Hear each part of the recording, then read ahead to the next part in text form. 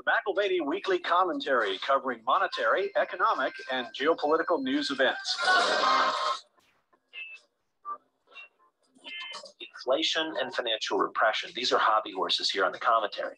But governments have now been given carte blanche to solve our global problems.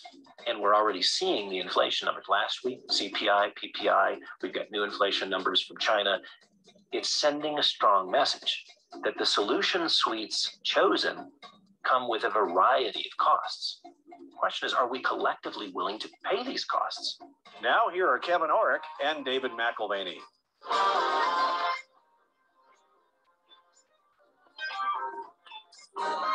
Welcome to the McElvaney Weekly Commentary. I'm Kevin Orrick along with David McElvaney.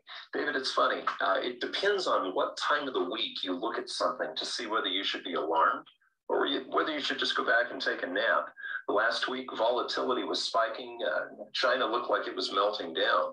But strangely enough, they were able to twist the knobs and silence things, and whoever the proverbial they is turned the volatility down to almost nothing. Yeah, from one side of the valley to the other, we came off the valley floor pretty quickly. You had the volatility midweek, which was absolutely unreal. If you looked from, again, say Friday to Friday, you hardly would know anything happened. The VIX went on a crazy roller coaster ride. Credit default swaps went through the roof and then came back to earth again. And these are sovereign CDS, bank CDS, a whole host of Asian and European and even US CDS.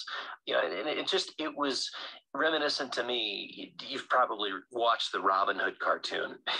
Of course. I could imagine Sir Hiss speaking into Prince John's ear and whispering some new reality like, all is well, invest with confidence, you saw nothing. And then that system download is complete. But there's actually another clip I'd love to play that I think is apropos for our discussion today from that Robin Hood cartoon.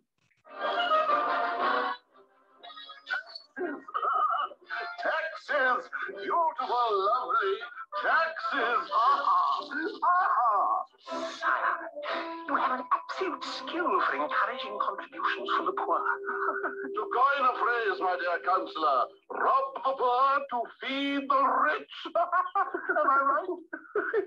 Yeah, Dave, listening to that, it brings back the thought of propaganda, which goes back as far as time goes. And I was looking at Joseph Goebbels, and he was considered the master of propaganda during Hitler's time. And, you know, there were 5 concepts that they just continued to repeat, and that is avoid abstract ideas, appeal to the emotions, constantly repeat just a few ideas, just stereotyped phrases, give only one side of the argument, continuously criticize your opponents, pick out one special enemy for special vilification. Those were the 5 points that Goebbels continued to repeat over and over and over. It seems that we see that in sort of the social engineering that's going on right now, don't you feel? Well, hackers know who Harl is, H-A-R-L. Going all the way back to 1996, 97, when the internet was not ubiquitous, hackers would focus on exploiting the vulnerability of people in order to access a network. So really nothing has changed. That is still the primary target of hackers. So social engineering is what they called it then, and it's how it's still referenced today, creating these access points into the network via people. Social engineering, as defined by Harl, is the art and science of getting people to comply to your wishes. And that's fascinating to consider in the context of COVID and the 2020-21 policy moves. It's also fascinating to see how much of our fiscal future will be determined by the leveraging of things like climate change. Again, to get people to comply with your wishes. Well, and I think the other word for propaganda should be comply, because really what you're trying to do is you're trying to get a large number of people to comply with what you want to have done. That's propaganda.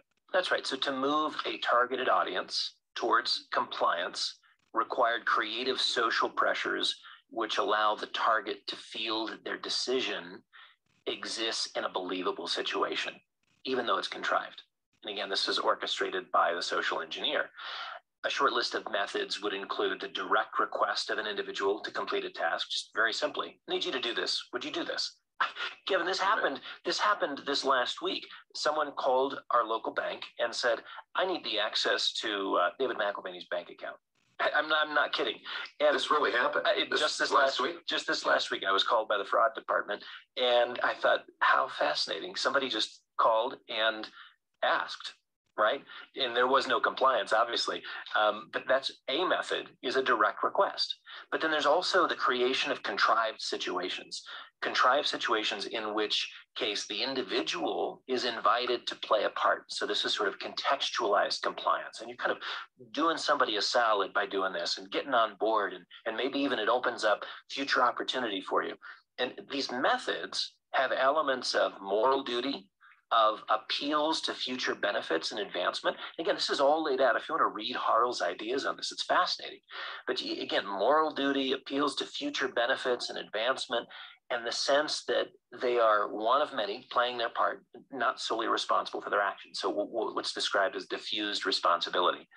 Yeah, it seems you have to get compliant people. You know, I look at the last 2 points of Goebbels: continuously criticize your opponents and pick out one special enemy for special vilification. And so what you're trying to do is get compliant people to help solve a problem that is actually a danger to people's safety. Yeah, since systems are easiest to access through people, you're looking for the easiest person to convince to comply.